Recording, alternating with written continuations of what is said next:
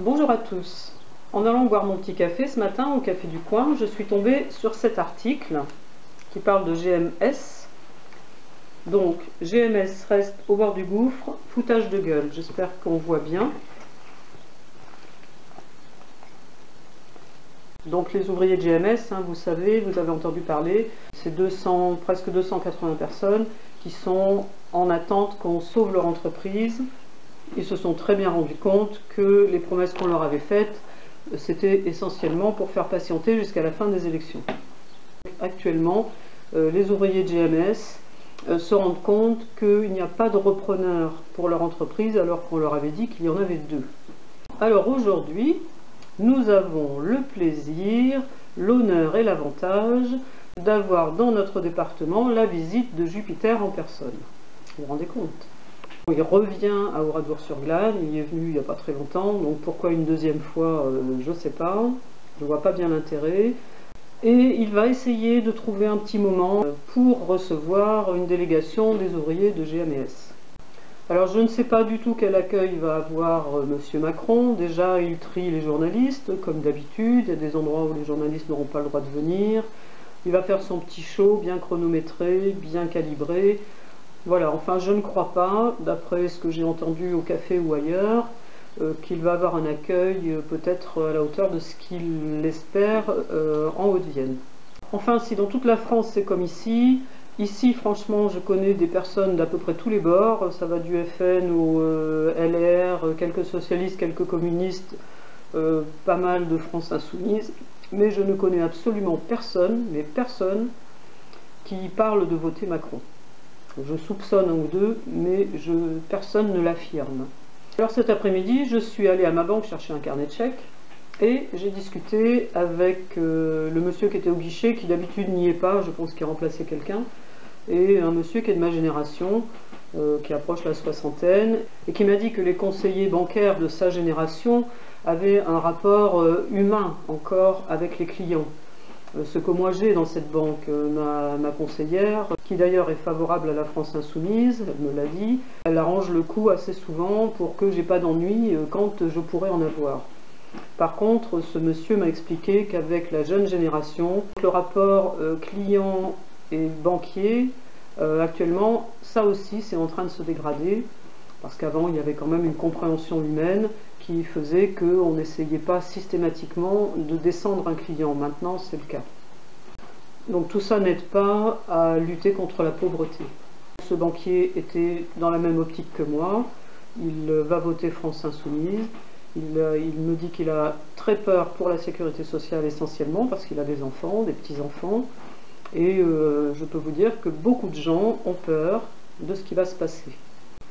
Alors il y a une solution, il n'y en a qu'une, il n'y en a pas 10 000, et la solution la plus simple actuellement, et qui est à portée de nos mains, c'est le bulletin de vote, celui-ci, enfin celui-ci c'est celui de mon candidat, mais le bulletin de vote de chez vous est le même. Si vous ne l'avez pas reçu dans vos enveloppes, ne vous inquiétez pas, il sera disponible dans chaque bureau de vote, là où évidemment il y a un candidat France Insoumise. Il y a quelques bureaux de vote où il n'y en a pas, mais très peu. Donc ce qui est important, c'est le FI. Il ne faut pas vous fier à ce que vous avez vu sur certaines affiches dans la rue. S'il n'y a pas le FI sur le bulletin de vote, ça n'est pas la France Insoumise. Voilà, il y a écrit le FI, la France Insoumise, le nom du candidat, de la candidate, de son suppléant ou de sa suppléante.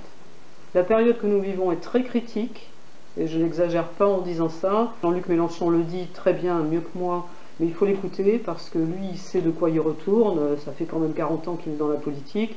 Il voit des choses que nous ne voyons pas. Le 11 juin, vous allez élire les députés qui vont siéger à l'Assemblée nationale pendant 5 ans.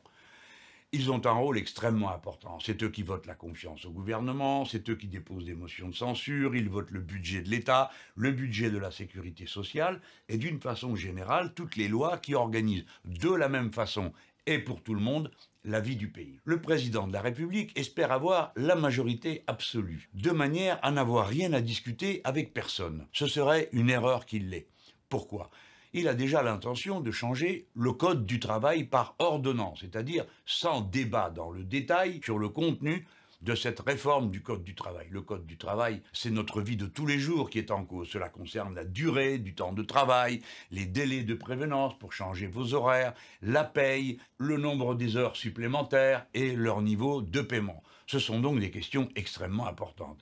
Eh bien, son intention est de faire qu'il n'y ait plus de règles générales. Tout se négocierait entreprise par entreprise. Un peu comme si vous aviez un code de la route par rue.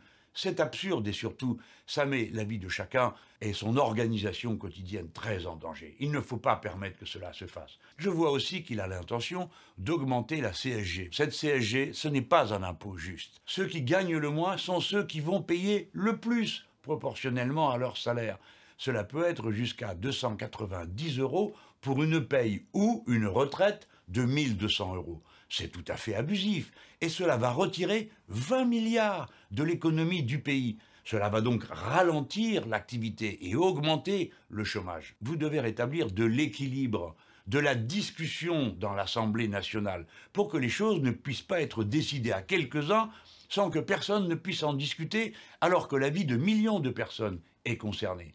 Voilà pourquoi vous devez choisir le bulletin de vote de la France insoumise. Nos candidates et nos candidats sont des gens de la vie ordinaire. Et en face d'eux, le plus souvent, les candidats du président de la République sont des lobbyistes, des gens directement rattachés au MEDEF et aux très grandes entreprises du pays. Il vaut mieux avoir des gens qui viennent de la vie ordinaire et qui sont soucieux de l'intérêt général, du bien commun, et pas seulement de faire prospérer des intérêts particuliers. Les candidats de la France insoumise porte le programme que je vous ai proposé pour l'élection présidentielle.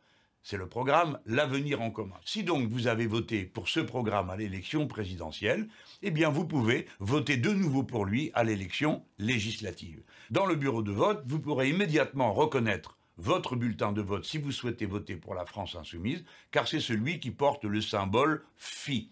Voter.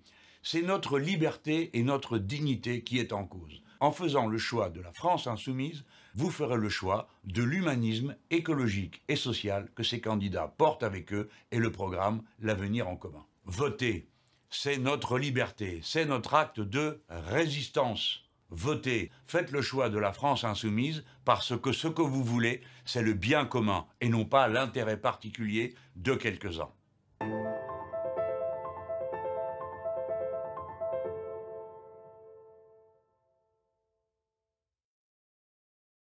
Voilà, maintenant on va attendre dimanche soir, espérant que les résultats seront favorables pour nous.